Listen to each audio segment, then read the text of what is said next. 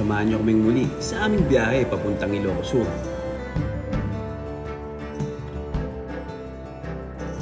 Kung saan matatagpuan ang isang talon na nakatago sa kabundukan ng Ilocos Sur. Ito ang Sangbay ni Ragsak o kilala rin sa tawag ng Falls of Happiness. Dadaan tayo sa matarik na kalsada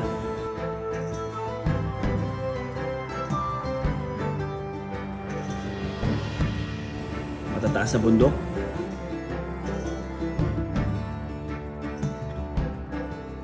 at masisilayan ang mga preskong tanawin na talaga namang magpaparelax sa'yo.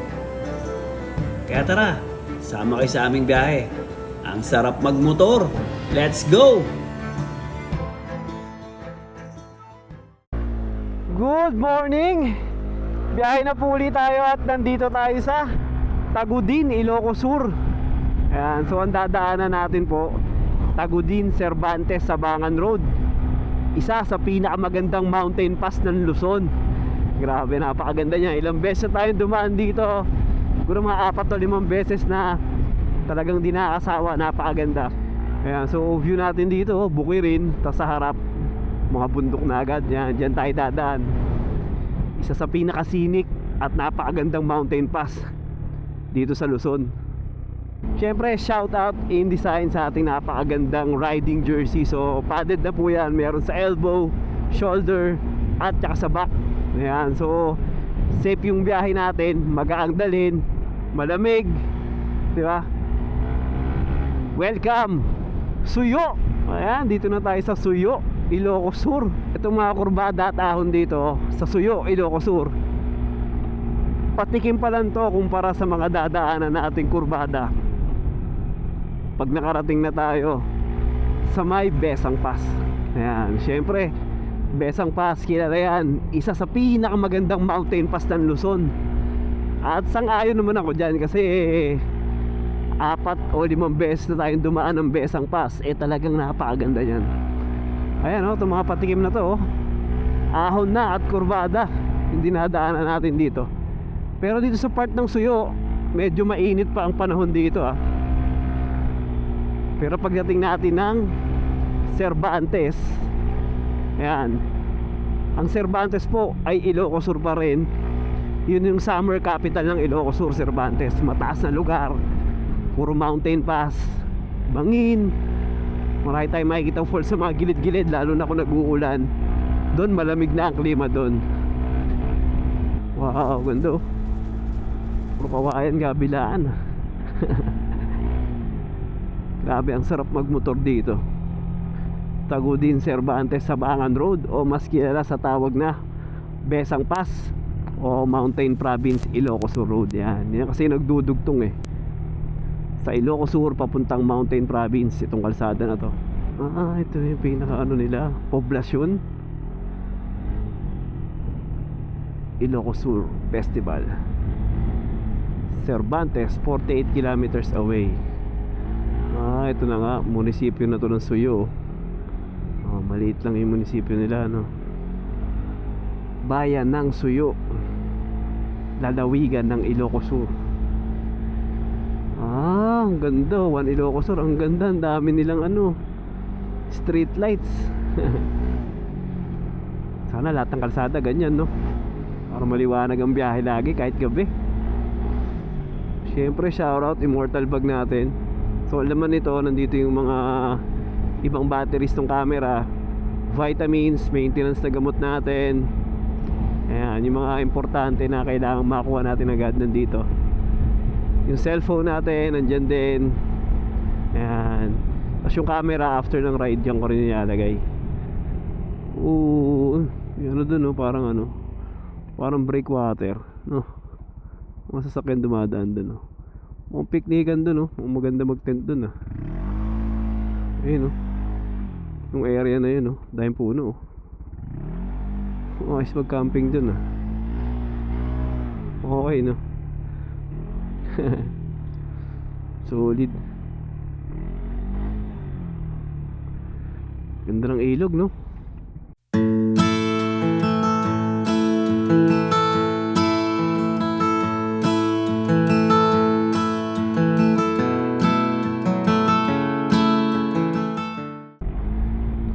solid oh. Tingnan yung ang tataas, ang lalaki ng bato ng bundok. Grabe, ito yung ano eh. Ito yung mga ganitong part yung ginaganaan na magmotor eh oh. Wow, ang ganda ng ano oh. Tanawin sa baba oh. Napaka-solid no. Woo! Ang sarap magmotor. Ang sarap magmotor dito sa Ilocos Sur. Kakaliwa tayo papuntang Sangbay ni Ragsak. Ayan dito after nitong tulay. Ayan, itong tulay na to. Kaliwa tayo dito. 2.6 kilometers. Ang kainan dito. Parang Thai eatery. Oh, may CR din. Ganda ng ilog oh. Ang lalaki ng mga bato sa baba. Kung nakalagay 6 minutes na lang, ando na tayo. Malapit na tayo. So mahaba pala yung ilog na to. Ganda. Solid dito oh.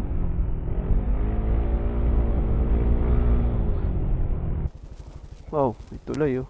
Daanan natin oh.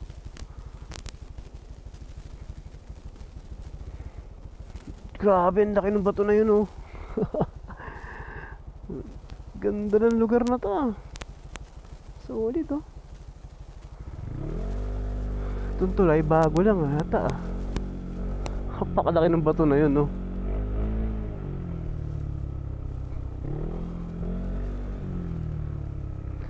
Bago nga to. So ito yung lumang tulay oh.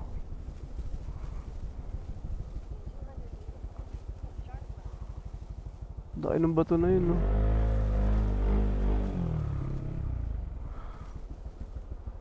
Anong view dito? Oh ganun, bato-bato.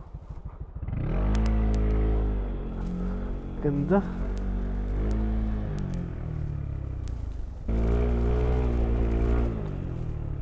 Dito, Sangbay ni Ragsak. Paahon, grabe ang taas. Ang tarik nito.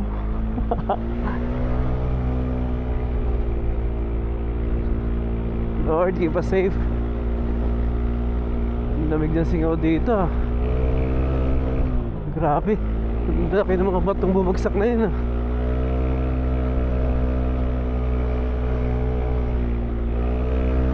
Ang tarik. Oh, grabe ang taas natin. Ang taas. Uy, ahon pa rin. Ah, dun yung Sangbay ni Ragsak oh.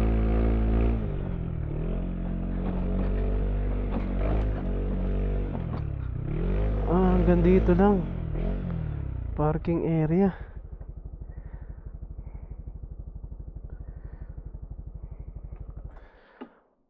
Patok Aw Suyo, Ilocos Sur. So hanggang dito lang yung ano, parking area. Kailangan natin maglakad. Good morning. So nandito na tayo sa parking area ng Sangbay ni Ragsak sa Suyo, Ilocos Sur. So iwan na namin ni Unico yung mga motor namin. Kaya may mga gamit tayo dyan. Sana pagbalik natin wala namang nawala. Mabait naman yung mga taga Ilocos Sur eh. Kaya tiwala kami dyan. Ganun falls dun oh. So medyo matarik to na pababa, may konting lumot. So ingat pag pababa kayo dito, hawak kayo dito sa gabay.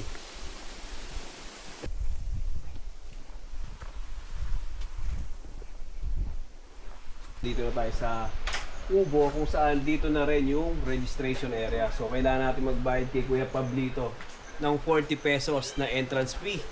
And may mga cottage din pala dito. Kung mag-rent ka ng cottage, 150 pesos. So mula pa lang dito natatanaw na natin. Ayun oh. Ayun yung falls oh. Taas din pala. Ganda, maganda rin yung bagsak ng tubig niya. Ayos oh. Ganda ng mga rock formation oh. Ayan, so mag-register si Unico. Natin si Kuya Pablito kung bakit tinawag na Sangbay ni Ragsak. Yung Sangbay pala, ibig sabihin sa salitang Ilocano ay talon. Ganda oh, dito pala kitang-kita na natin yung falls oh. Solid, ganda. Ayun, balik tayo sa kwento. Yung Sangbay pala sa salitang Ilocano, ibig sabihin talon o falls. Tapos yung ragsak, ibig sabihin, saya. Ayan. So, kaya tinawag siyang the falls of happiness, ang bay ni ragsak. So, 10 to 15 minutes pala yung lakad dito. Nga lang, medyo puro pababa yung lakad dito ah. Madadali naman tayo ito pabalik. So, ano tayo nito pabalik? Puro paakyat. Pagod na naman, pagod. Nakapantalon pa tayo. Pero dito, hindi tayo maliligo dito. Wala tayong dalang panligo. Pero may matinda to.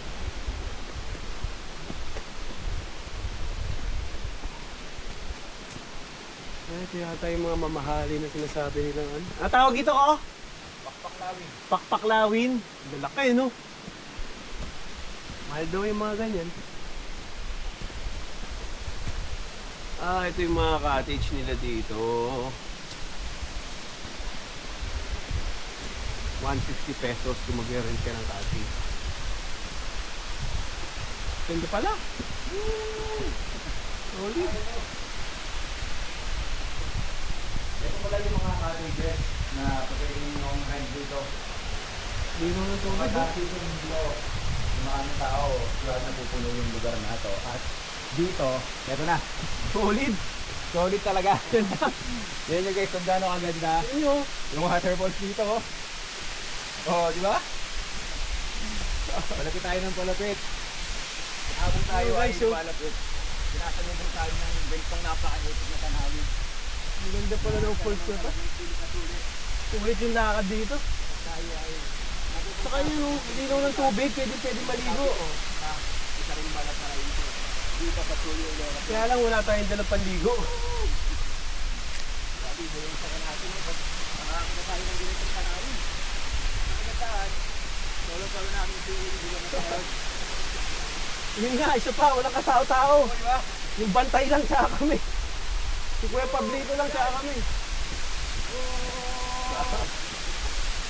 Grabe, ang ganda. Bye. Niragsak yun. Medyo mahina pa yung bagsak ng tubig ha. Pag malakas yung bagsak ng tubig ito, para daw kortina to. Guys, look at the view guys. Sipul. Paradise here. Yun, sulit. Ilocos. Sa bayan ng... Lapit lang, 10 minutes lang ilakad oh.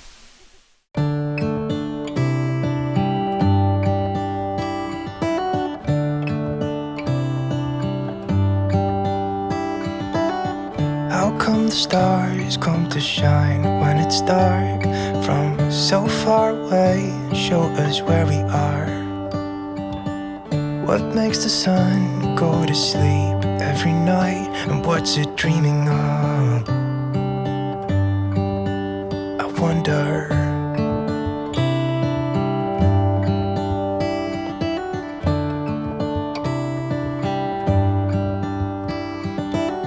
How come the sky sometimes hides behind the clouds? Maybe it's just like me, a little bit scared of heights. Why does the rain always keep on pouring down when it's gray outside? It really makes me wonder. Yeah, it makes me wonder. It really makes me wonder. Ooh, I wonder.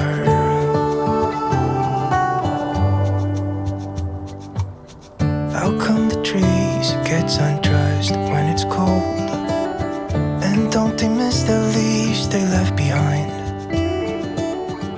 Could it be to make the ground shine like gold until winter comes?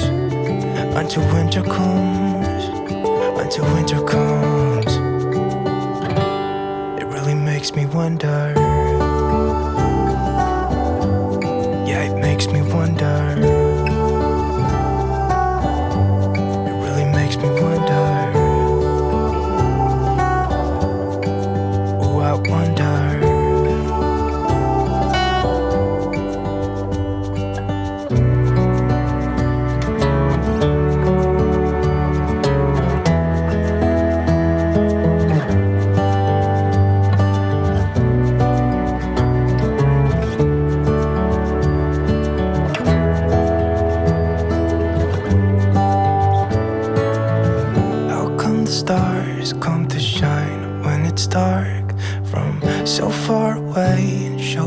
where we are.